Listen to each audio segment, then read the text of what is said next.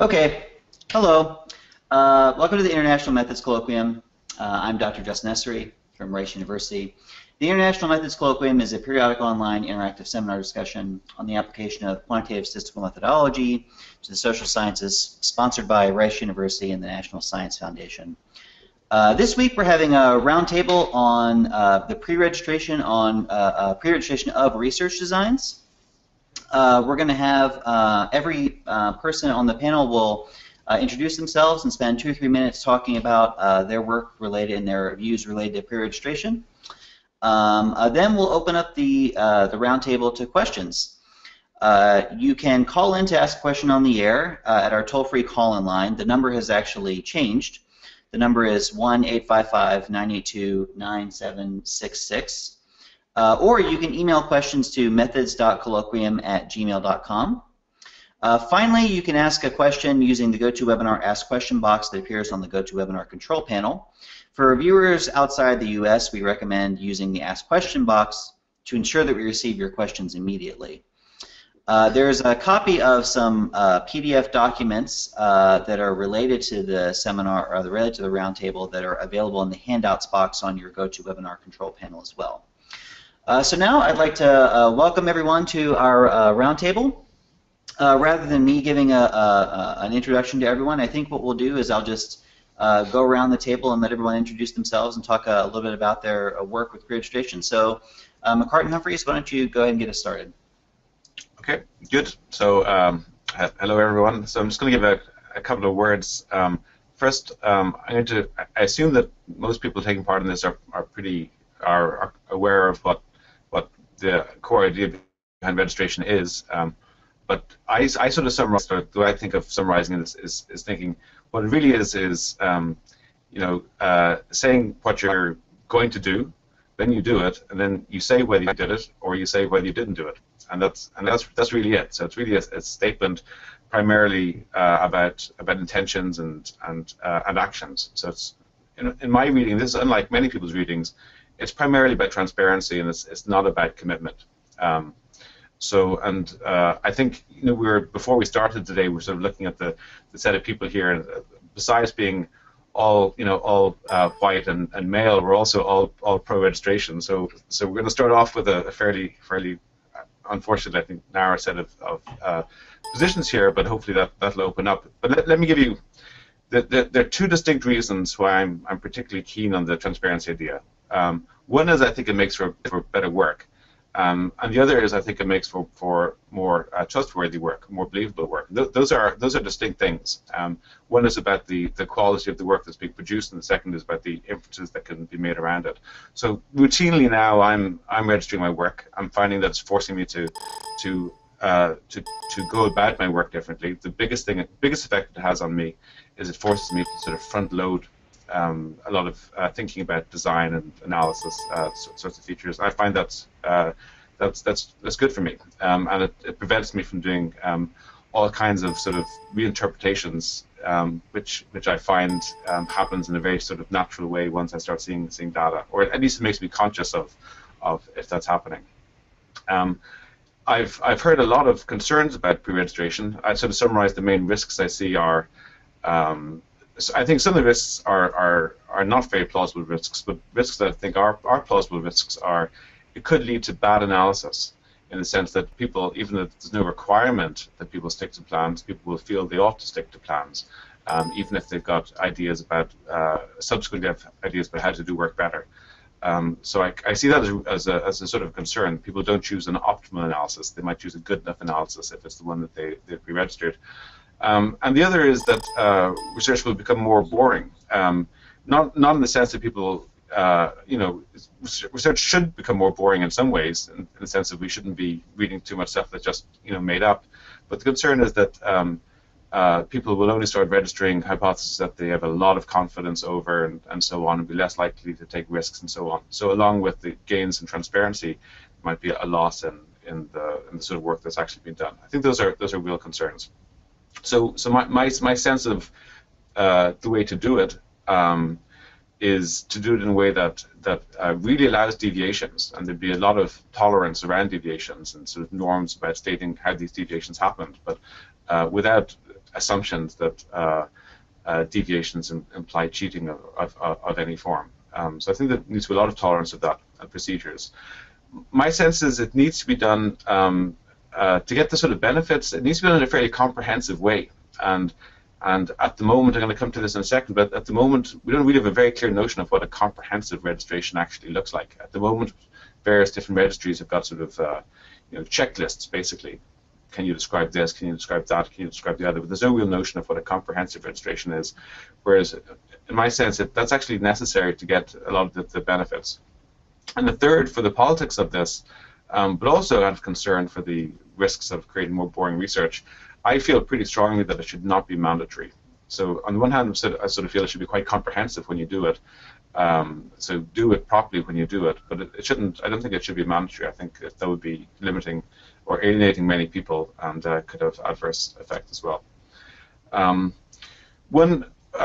My sense is where it makes most sense to do it. So I think it shouldn't be mandatory, but I think where it makes most sense to do it is for very mature research agendas, when people really have a clear hypothesis.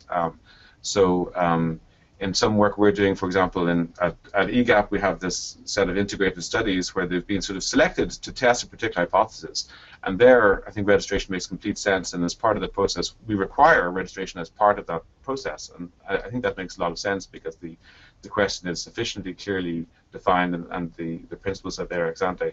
I think a risk with registration is that people will start doing too much, framing their research too much in terms of a hypothesis, instead of thinking in terms of things they want to estimate, or things they want to understand, or things they want to explore. I've seen many cases where people end up stating hypotheses, even they don't really believe them, or they're as willing to believe the opposite as they are the current hypothesis. Really, they're trying to explore. The last thing I want to say before handing over is to plug, although it's in fairly early stages, but one thing we're developing here at the moment, together with Graham Blair and Alex Kopic and Jasper Cooper, we're developing a thing called Declare Design, which you can see at declaredesign.org. And what it is it's a platform for making it possible to basically create a comprehensive formal research design as an object, which you can then analyze, check its properties for bias and coverage and various sorts of things. But it becomes an object that's demonstrably complete and that you can register. And I think that sort of tool, we can talk about it more, but I think that sort of tool should make the idea of comprehensive registration a lot less intimidating, but also more concrete by what we mean by it. I'll stop there. All right, thanks. Next, Ryan Moore from American University. Great, thanks, Justin. So my experience certainly has echoed those two justifications that Macartan described, of thinking about quality and thinking about credibility. And my own interest in pre-registration started when I was working on the team implementing a randomized design of the Seguro Popular, a health insurance program in Mexico.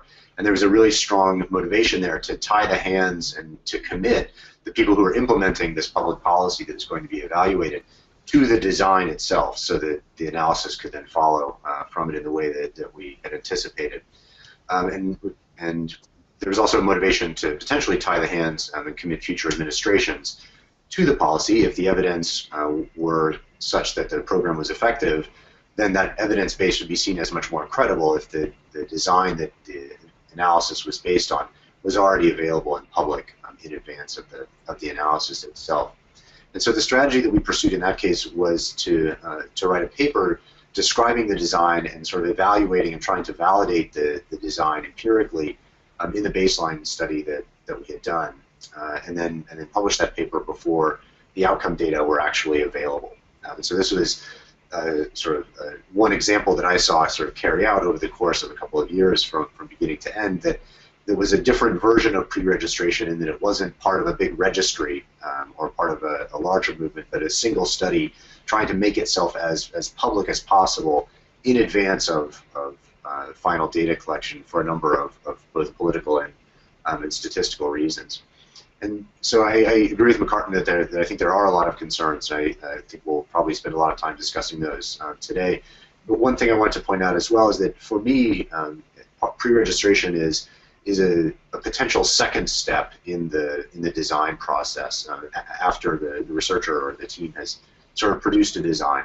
And then I think that if we, to the degree that we can stick peer review of designs in between the research team's design and pre-registration, I think the quality impacts and the quality effects that Macartan was describing only get magnified. We all do this in informal ways when we talk to our peers and our colleagues about research designs that we have. But as we try to formalize sort of peer review of designs and get more people's input on designs, even in advance of pre-registration, I think quality can be improved even more. Okay. Skip Lupia from the University of Michigan.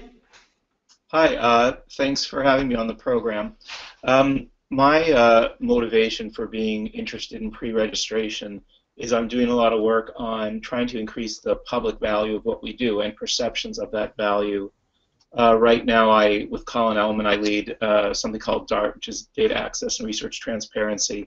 And we've done a lot of work, mostly listening to different groups about how they want to increase transparency in their respective types of research. I'm also on the board of an organization called BITS, which is the Berkeley Interdisciplinary Transparency for the Social Sciences, and the Center for Open Science. And these are all organizations that are trying to find ways to build incentive and infrastructure for scholars to follow best practices. And I'll take, instead of talking about the method, I'll talk about why I think this is so critical.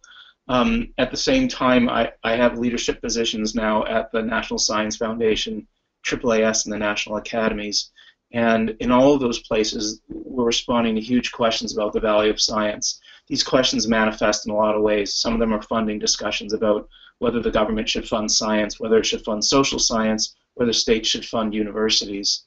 But it's part of a bigger conversation about, why do you need science at all? The internet has really led to an explosion in the types and amount of information available on pretty much everything we study.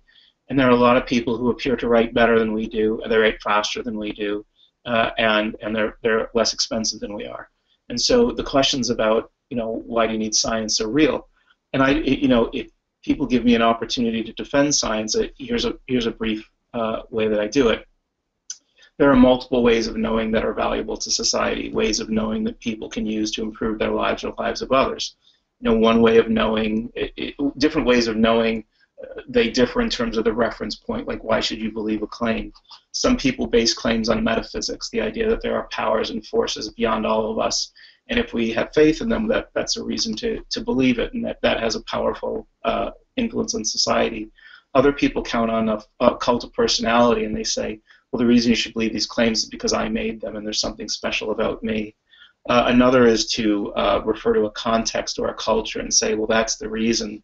And so, that could be maybe the space between metaphysics and a person. But I think there's a method you could use to make knowledge claims more accessible and credible to everybody, and it's as follows. You say, I'm going to commit to a way of observing the world, of categorizing what I observe, of analyzing what I categorize, and interpreting what I analyze. And I'm going to tell you so much about it that if I hand you these instructions, whatever I find, you'll find too. And that can be a powerful way of knowing. And I think that's what science is about. I mean, that's what, at our best, that's what we commit to. The idea that the truth of a claim doesn't depend on the fact that I ran the study. That would be true of any of us. But if we're not totally committed to transparency, if we let all the things that lead to publication bias affect what gets published, what gets talked about, and things of that nature, we're not really doubling down on transparency, and in a sense, we're taking away our comparative advantage. So I think that things like pre-registration, where you're committing in advance to say, here is the idea and here are the analyses, and I'm allowed to do analyses after the fact, but I'm going to commit to a certain set of them that I'm going to tell you about regardless of how they went. I think it's a critical credibility move for us.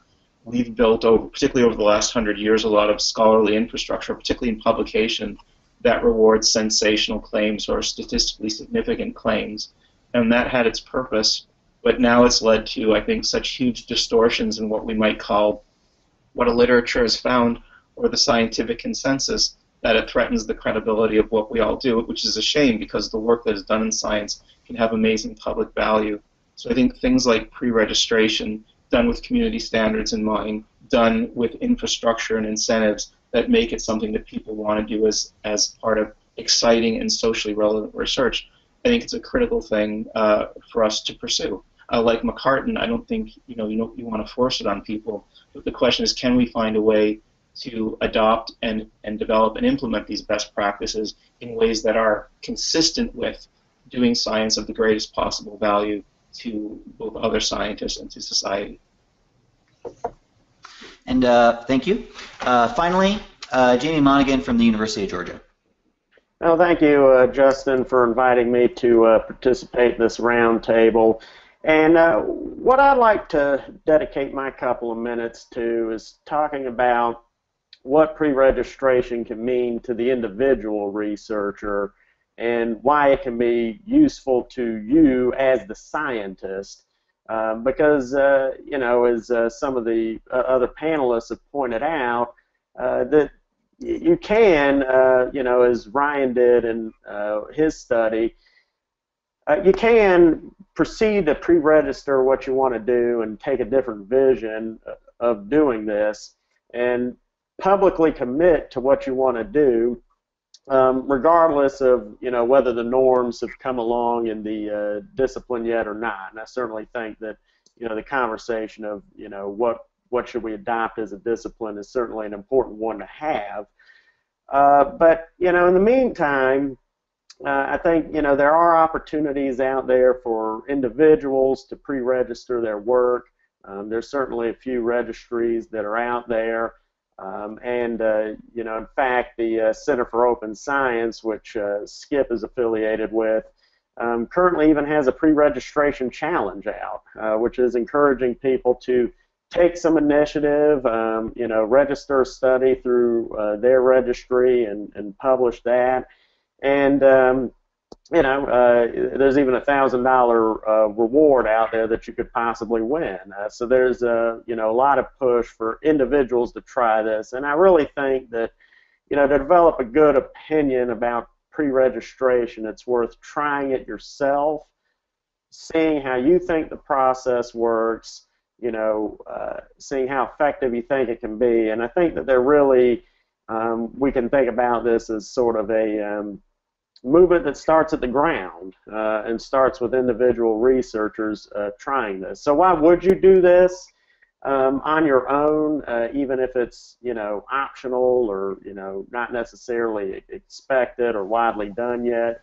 And I think there are a couple of reasons. One of these is in some cases it actually can be liberating to you as the scholar if you have already publicly said what would be a good design for my research, what do I think I should try to stick to, because what if on the back end of your study some governmental authority or some funding agency has some sense of how the results ought to turn out, and if you can fall back on what you've already said would be a good design, that can be liberating because you can point to that and say, look, I'm just sticking to whatever I've already done. I think of Ryan's work on public health in Mexico, right? Major public policy study, certainly having already published what you and your co-authors thought would be a good research design. I don't know that you necessarily would have gotten any pressure to get a particular result, but had it come, you could certainly point to that published article and say, well, this is what we believed a good design would be.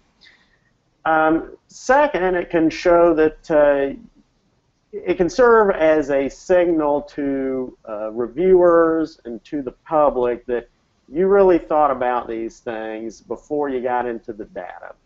And I agree with Macartan's point earlier that you do have to be aware that we're not falling into this trap of settling for good design as opposed to great design just because we are narrow-mindedly sticking to whatever we said before. But how many times have you seen a presentation or a paper and, someone's reaction is, oh, this person's a political hack. They were going to find whatever they wanted to say no matter what, or, this person was just overly committed to their theory. And sometimes the motivations of researchers can be questioned. And if you show people, look, I already thought about this before I could muck around with the data or fish around, you know, I'm trying to be as open and transparent, as upfront with this as I can, it can serve as a valuable signal to readers that, you know, you really are trying to be above the table and you're just trying to get the answer right.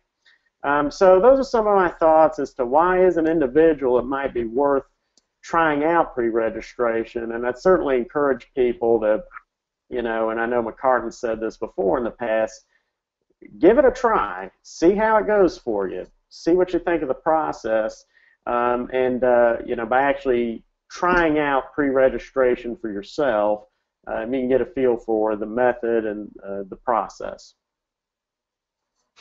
All right, thanks, Jamie. So at this point, I'm going to open up the floor to questions from our audience and discussion among ourselves. Our phone number is not working. My staff was telling me during the conversation that it's dead, Jim. So, however, you can email questions to methods.colloquium@gmail.com, or you can ask a question using the GoToWebinar Ask Question box that appears on the GoToWebinar control panel on the side of your screen. And in fact, if you're outside the United States, that is the preferred methodology, because we are sure to get the questions right away if you use that framework.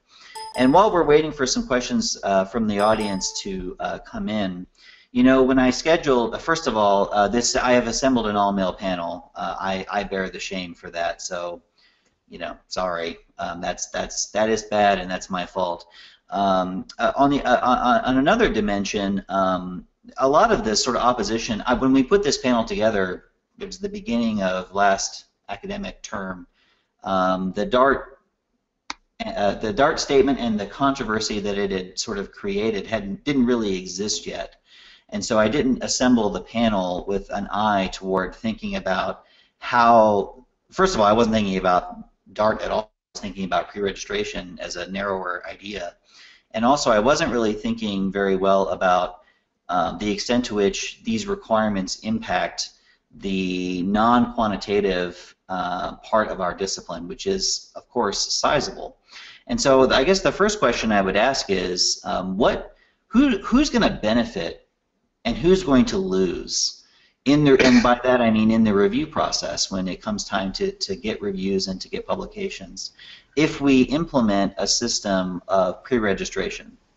Is this going to have, for lack of a better term, political in the mean term of that sense, sort of in the term of who has power in the discipline? Is this going to have political effects on people's careers? Are certain people not going to be able to publish as much, or certain people going to be advantaged in the publication process just because of the nature of the work they do?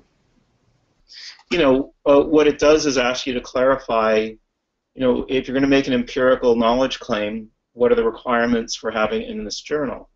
You know, in terms of who benefits and who loses, I mean, I'd make two distinctions. One is I think JETS applies to people who make empirical knowledge claims, and there are some people in our discipline who don't, so that it should be neutral to them.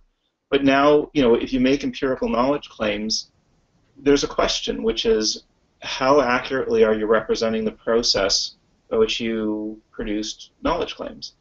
And I think that if you're if these things were to take hold and you had a shift in power in the discipline, it'd be away from people who don't want to tell you. You know, because there's nothing in this that requires you to give up your field notes or to, you know, there are about a dozen conspiracy theories floating about, you know, what this is actually about.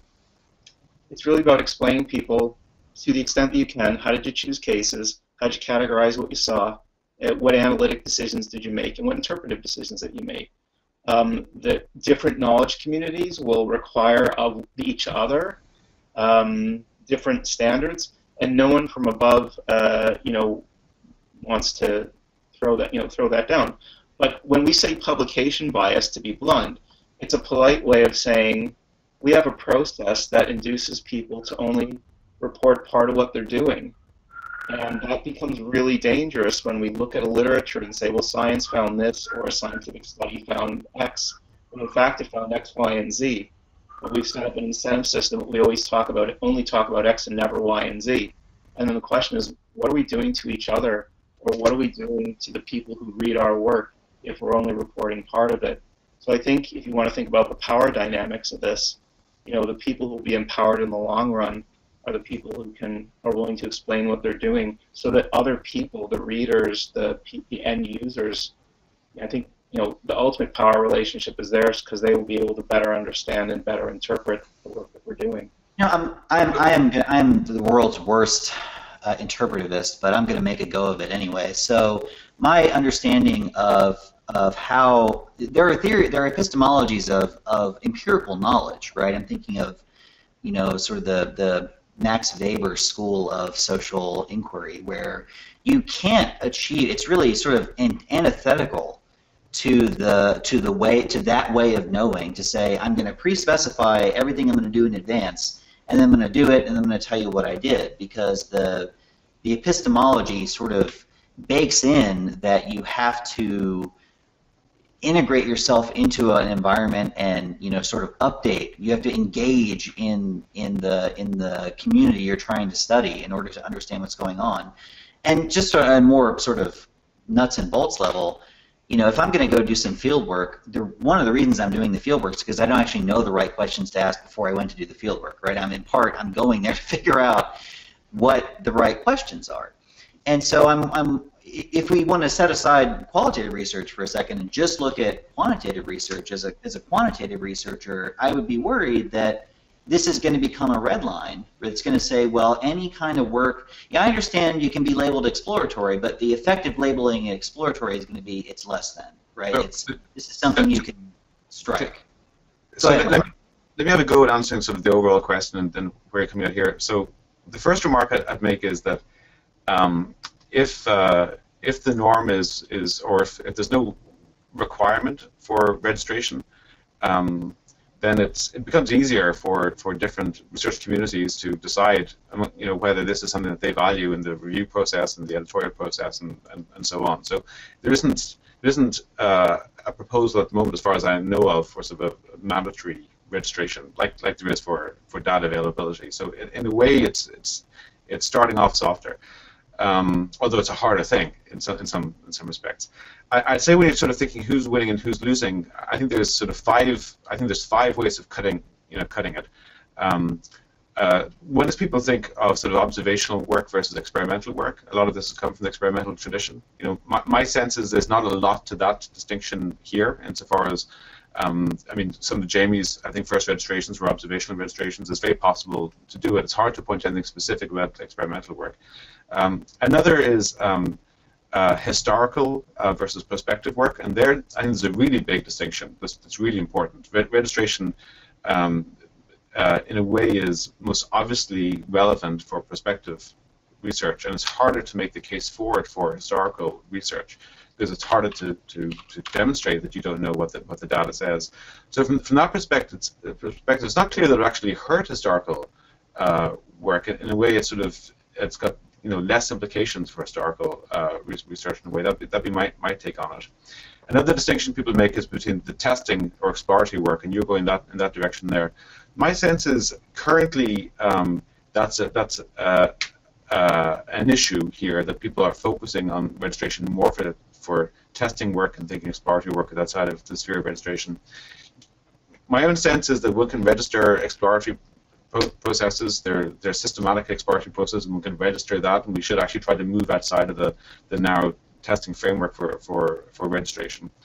The fourth, which I think is the hardest when you get into now, is the difference between qualitative and quantitative. And there, I would agree that there's interpretations of ethnography where it's really meaningless, and I think that's fine. There are other notions of qualitative research or epistemologies and sort of process tracing approaches and so on, where it's perfectly plausible to think of a way in which one would want to and say, this is how I'm planning, this is the data I plan to collect, the observations I hope to collect, the process observations, and make the inferences. And so I don't see really concerns there. And then the last dimension, which is sort of people have raised in seminars quite a lot, I think, is making a lot of people nervous, is in terms of better resource and less resource scholars. There's a concern that this will favor better resource scholars who can put together the data sets, make it transparent, who have the time who don't have to worry about publication concerns, maybe senior scholars and so on. But less resource scholars or junior scholars have to get these things out there, and they're not going to be able to lose time over this or be able to censor the work in this kind of way. And I think there's some concern to that, but I see that as a collective action problem.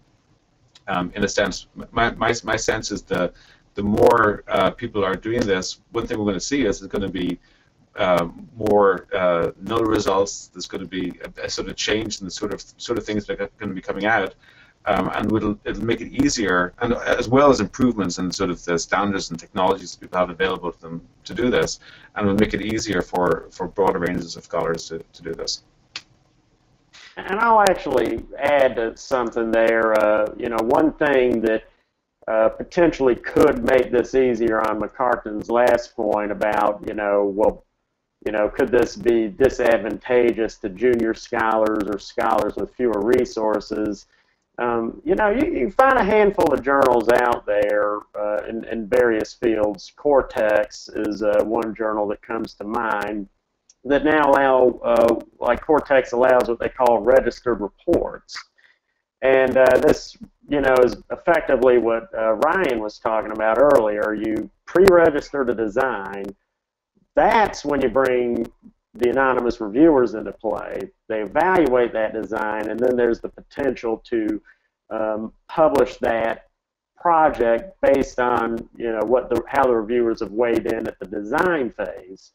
And so, if there are opportunities like that out there, that could actually, I think, circumvent some of these possible problems, because, then if, scholars with fewer resources invest a lot of time into, crafting a good design, then they, don't have to worry about, well, what if I put all these resources into a project? I get a null finding, and then given the way, a lot of people think about doing reviews now, they don't want to publish my null finding, right? They've made the decision based on whether I have a good research design, and maybe, as Macartan says, some of these, non-positive results can actually become published. So initiatives like that actually could, I think, circumvent something of that problem. I want to get to some questions that have come in while we were chatting, and the first one that came in is sort of related to what we were just discussing, from Paul Cisneros. How is pre-registration or not helping interactions with peer reviewers in the process of publishing your research?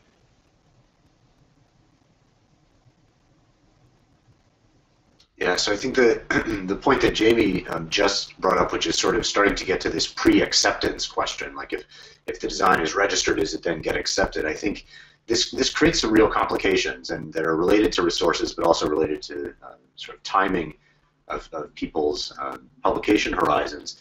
And the biggest question I have about this pre-acceptance idea is the speed with which this can work, and whether or not that kind of review process can play out quickly enough for experimental research that's conditional on particular contexts, political contexts, can happen in time for those studies to both be pre-accepted and then come out. So I think that relationship with peer reviewers could look very different than if we're in a world where we're predominantly focused on publicly available data sets, which where we have real questions about at what point do you pre-register the exploration, which I think is related to Macartan's question, or point about historical versus prospective work or data collection. There's a question that follows up on that really nicely from Zach Warner.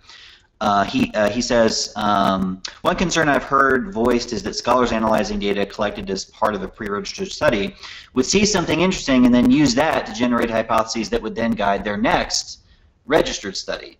Does that attenuate the benefits of registration with respect to cutting back on fishing, on data mining? I'm not sure. Sorry. So in a way, that's exactly what you'd want. You want people to explore and develop hypotheses and then test them. And the process that's described there is you've got a very clear and clean test. And so anyway, that's moving in exactly the right direction. That's my take. A quick comment on the reviewer point is, if it's relevant for people, I've now seen quite a number of referee reports for articles that have been pre-registered among students and colleagues and myself and others, and I've seen many cases where there's sort of a lot of positive marks given for that. People people are given credit for that. I think it also plays in a more tricky way when reviewers are asking for changes, because on the one hand it gives an argument for pushing back against various changes that are requested, but on the other hand, reviewers can be making very reasonable requests that you want to be able to respond to. So that's where I see this need to be able to allow deviations to be very important. It's playing on this transparency issue all the time. I won't do that because that's actually changing the question. That's not what my question is, but that's a better way of doing the analysis. Maybe I should have thought of that next, and I'll report both results. And actually, if I could just speak from personal experience a bit about this reviewer question, I'll draw a contrast. So for anyone watching who's thinking about registering and they're thinking about, well, where does my pre-registered report fit into the whole review process, which is usually double-blind, right? Well, I've seen it play out two ways. One of my pre-registered articles is in political analysis, and with normal double-blind review, what I asked for and the editors were content to grant was single-blind review. Right? I said, look, they can know who I am. I won't know who they are, but by them knowing who I am, I can lay out all of my pre-registered materials. They can see, the time-stamped information. They can see all of that, and use that as part of the evaluation of the project.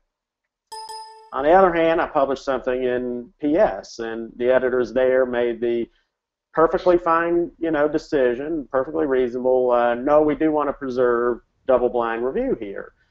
And so, effectively, what I ended up doing there was creating a anonymized version of all of my pre-registered materials, and said to the reviewers, look, the editors can look, they can see that everything I'm giving you is exactly the same as what was pre-registered.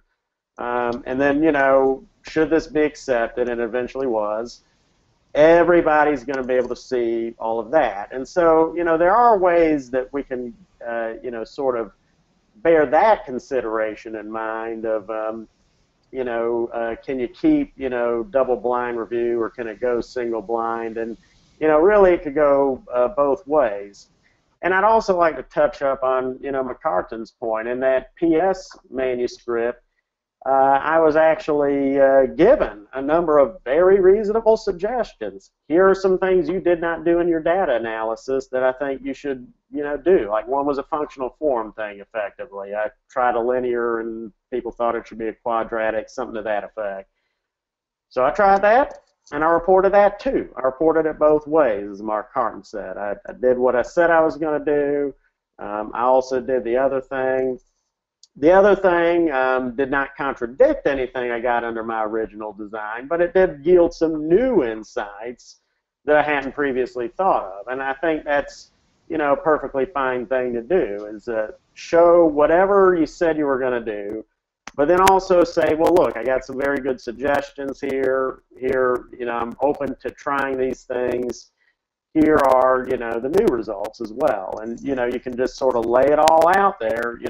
I think editors are increasingly fine with putting a lot of material on the internet, right? It may not make it into the printed pages, but you can put a lot of material in online supplementary materials, and why not lay it all out there? The internet, it's not running out of space. Put it all up there and let readers see all of it, and they can make their own informed judgments.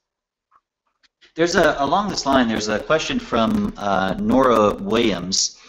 What would happen if you pre-registered a randomized controlled trial and the implementation went wrong on the ground, leading to a different randomization than you originally expected? Is your study totally shot, or do you clarify that in the write-up? So this gets to the idea, along the line of Jamie just said, reviewers tell you to do things you weren't planning. Sometimes you see something in the data you weren't expecting. Sometimes, these mistakes happen or something happens that changes the nature of the study that's sort of beyond your control.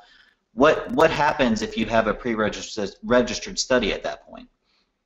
So, if I could come in, there's one way to think about this, and maybe it's a different way to say what Macartan said. I don't think that fishing or exploratory analysis, data analysis, is some sort of universal bad. Like, you can discover really interesting things from it. The problem is that when you do that, but you say you did something else. So if you say, I once had a hypothesis, I found a data set, I ran a single regression, and here's the result, that's great. That's a great process. But if what you really did is you ran 19,000 regressions and you found the one that gave you that, and you don't tell people, that's where the problem with knowledge comes about. So, if you pre-registered a design and then something doesn't happen that you expected, I think that the thing about the norm is it's okay to say that. Here's what I intended to do. Here's what happened. Here's what I did next, right? But it leads to this level of honesty so that when I read the paper, I know, okay, they got a result through this different process. But they're being upfront with me about what the process is. So now I can figure, okay, do I believe this or not? And that puts me, the reader, in a much better place than having some fictional account of, how the claim was generated. I'd also put a plug in here for, I see Winston Lin is in the group here. Winston Lin and Don Green, I think Alex Koppak also are working together on a standard operating procedures document, which is, I think, already available. And basically, the idea of it is, when things go wrong, such as this attrition you weren't expecting, or non-compliance you weren't expecting, or various things, it's a document that has sort of the expected fallback protocols that you would use in those situations. So that when you register a design, you can say, this is what I'm planning, I've thought of everything I can think of, and for all those things that I can't think of, this is what I'll do in those eventualities, right? So you can always update it and modify it, but the point is there's already something to fall back on. So in the particular case described by this person, there's already an answer that's completely consistent with the registered design if they specify they're going to abide by the standard operating procedure. Am I correct in saying that the pre-registration is primarily targeted at solving the problem of p-hacking or multiple comparisons, some way of basically putting, when you run a statistical significance test a lot of times, you get results that are statistically significant. Macartan is shaking his head, so clearly he does not agree with that. I've heard it framed in that way. Macartan, how would you frame it? So I think it's a problem for any type of estimand you're interested in. So if you're interested in measuring something, right, you just be interested in how many cows are there in the field. There's different ways of counting them, and if you get to choose which one you do afterwards, you can get whatever result you want. Or if you're doing a Bayesian analysis, which has got no p-hacking at all, you might think, well, I can choose my priors to get some sort of answer I want. So I think it's a much more general principle of transparency, which you can think of very easily in the p-hacking framework, but I think it's much broader. So it wouldn't help to, because there are lots of ways of combating p-hacking. One very simple way is, just make the threshold for significance really tiny, right? Then it's very hard to p-hack a result. Or take the Bayesian approach, and I don't care about the statistical significance of your results. All I care about is, the distribution of your posterior, and is it substantively interesting to me? And you're arguing that's essentially neither of those is going to solve what pre-registration is targeting. What about the rest of the panel? Well, I think there's a lot more to it. I think certainly trying to curb publication bias writ large is a big element of it. But there are elements of this besides p-hacking. To what degree are reviewers socialized to think about, as Skip said, surprising and significant results, right? Or to what degree are they inclined to think about good research design, right? And I think, sort of shifting the norm in favor of good research design as opposed to trying to, shock people, with some result and feeling like you have to come up with that, answer, otherwise, you might leave the paper in the file drawer or not report everything you find. You know, I think those are all, you know, aspects of publication bias.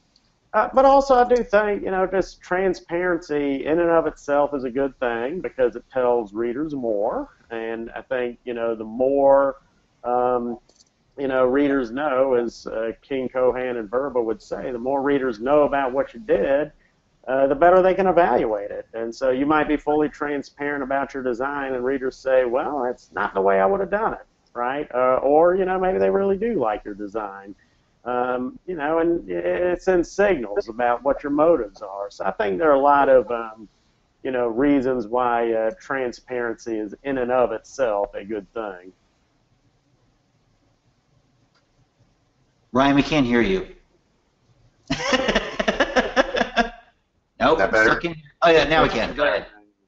Thanks. Sorry about that. Yeah, I agree with both of you, but I think that the fact remains that there's a very deep, either psychology or sociology or both, that what researchers understand their goal to be, you know, in quantitative work sometimes, is to try to find these results that are significant. This is why the papers on publication bias find these great discontinuities at conventional thresholds. I mean, despite the fact that I think preregistration is related to all of these other types of inference or types of knowledge generation, I think that the primary, or at least for me, a primary goal of the paradigm or the long-term project is to push people towards thinking about questions and designs the way that Jamie described it, as opposed to getting particular answers or unidirectional outcomes. I think that that culture or that psychology on the part of applied research is so deeply ingrained that I think that is a big part of what we're trying to move past. I consider myself an enthusiast for replication and for making data sets available, sort of along the lines of the DART initiative, and somewhat more skeptical of this particular sort of take on research design. And I doubt there's anyone on this panel that's going to say replication sucks, but I do want to know the extent to which you think there are substitutes or complements in terms of what they're trying to achieve in changing the nature of what's published in our journals. I think it takes a bigger view of what replication can mean than what we usually mean when we use that term, as opposed to running someone's code or reanalyzing the same data.